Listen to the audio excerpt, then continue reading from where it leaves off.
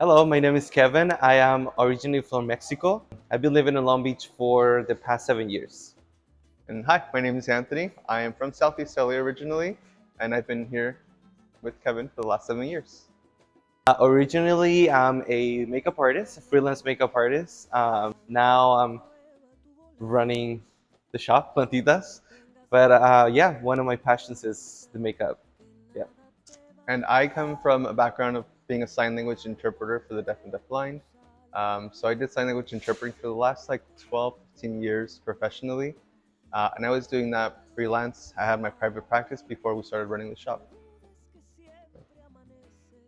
Well, I was born and raised in Mexico, so I mean I'm really grateful to of that. Like I got to grow up with all the culture, like being in a really small town has like good and bad things, being queer in a small town is not always okay, but it was good that we I got to grow up with like all the values that small towns have. For me, things have been similar but very different. I definitely identify with the ni de aquí ni de allá idea because like you hear people say, you're not enough over there, you're not enough over here. I grew up with a very Mexican family. My dad's family's from Mexico City. My mom's from northern Mexico, Ciudad Juarez, Chihuahua. And so just culturally, they're both different in how they were raised and how they see things. Um, but I was raised here in the US, very much, first language Spanish, second language, or first language English at the same time. Um, I've gotten pieces of both worlds, I would definitely say, but I've definitely been very much more involved in my Latino heritage for sure. Oh wow, well that's so many, but I feel like the best it will be like holidays with the family. I'm my like my whole family together. We are about 100, if not more, like members. So getting together for Christmas, getting together to celebrate my grandma, it will be like really big. So we will throw like big parties. Yeah, I think I echo that sentiment where our family is only so large, and when we get together, it's really fun. But the biggest thing for me is just celebration, being joyous together. Whenever like our soccer team won, it's hit the streets, let's go celebrate, let's make a lot of noise. And then for us, the holidays were also important, but it's American holidays, which is kind of different.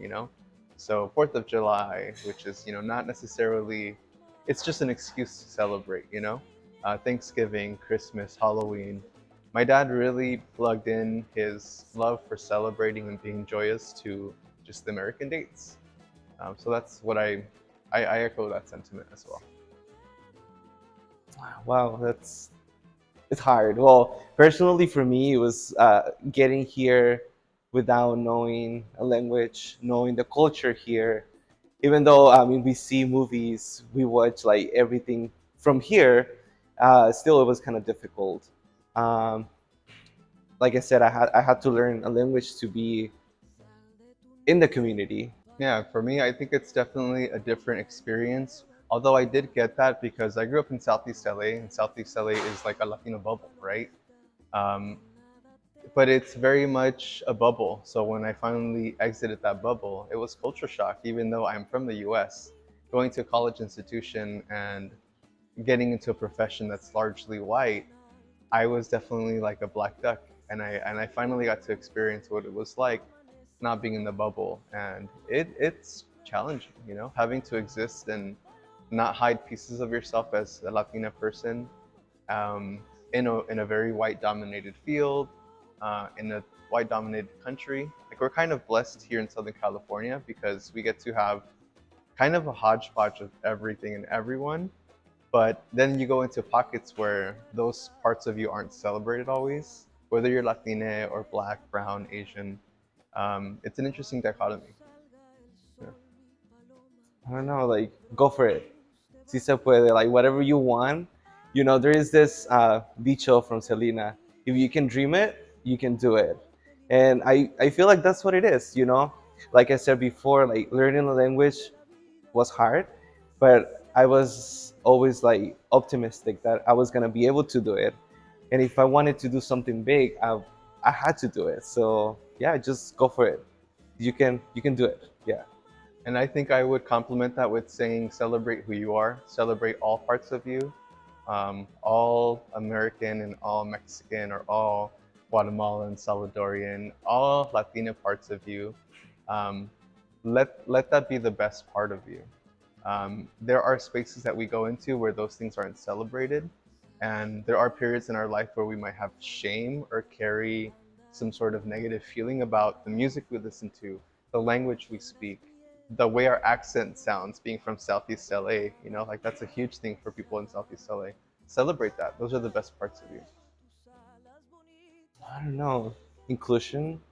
I feel like that's one of the words that describes anything. Just like feel like you belong to a community, that you belong to space. Yeah.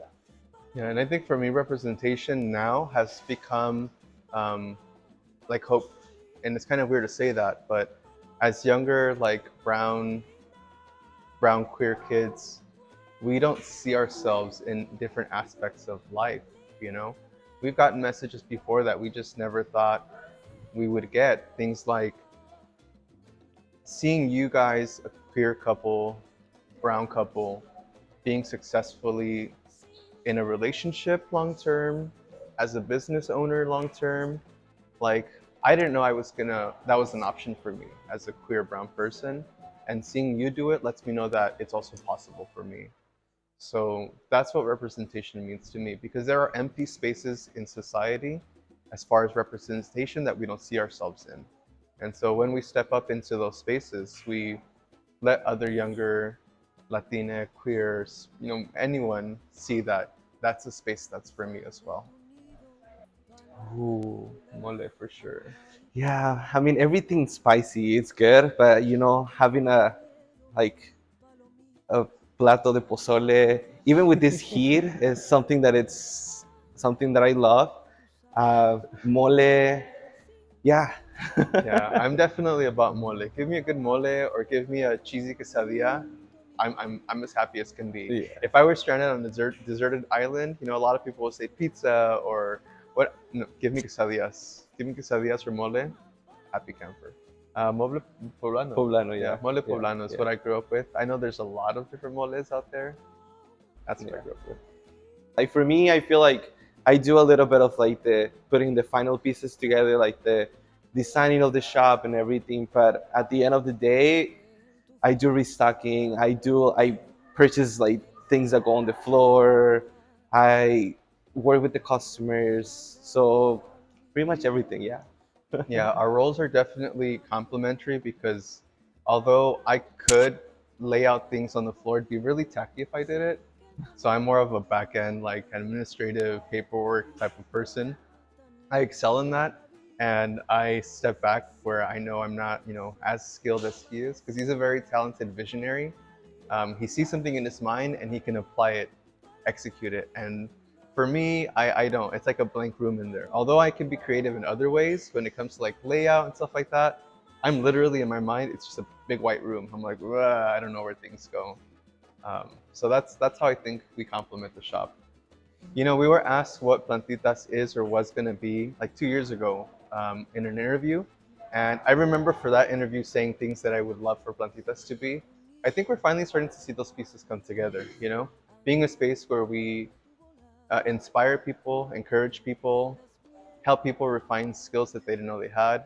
We're hosting workshops to teach people how to care for your plants.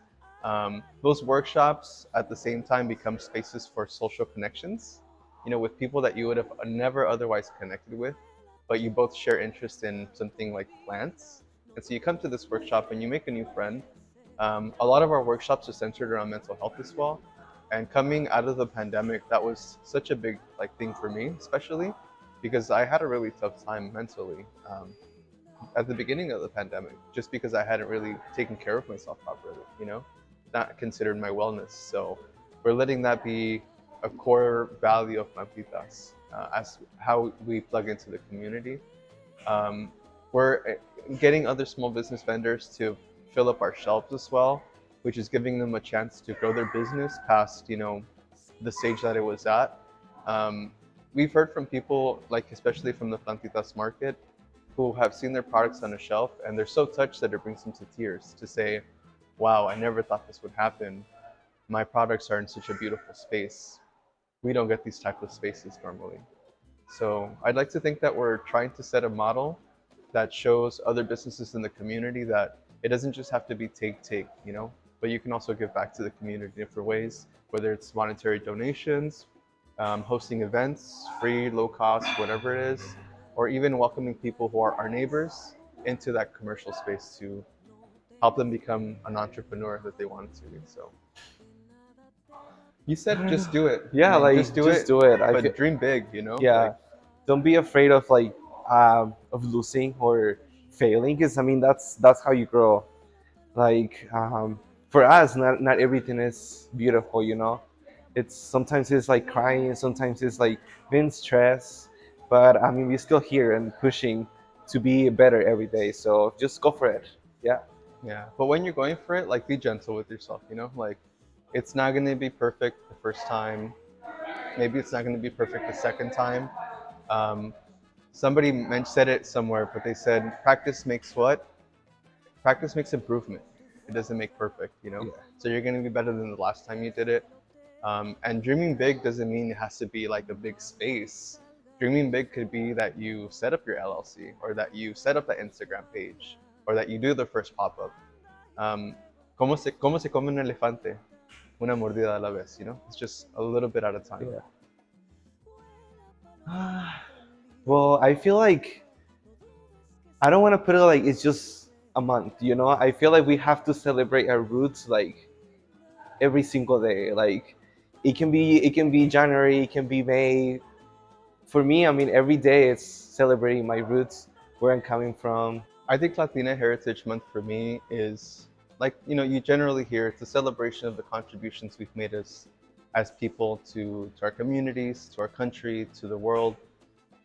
It's a celebration that we are so beloved by the world that you see our food everywhere, you hear our music everywhere. So whenever you're feeling unsure about yourself, or you're in a space where somebody is making you feel like you haven't contributed to the world, or that you're not valued there, let this month be a reminder that you are valued, that you are celebrated, that your skin tones are beautiful, that your hair is beautiful, whether you have it or not. That you're beautiful and you're worthy of celebration, but not just this month, but all day of the Yeah, year. every day.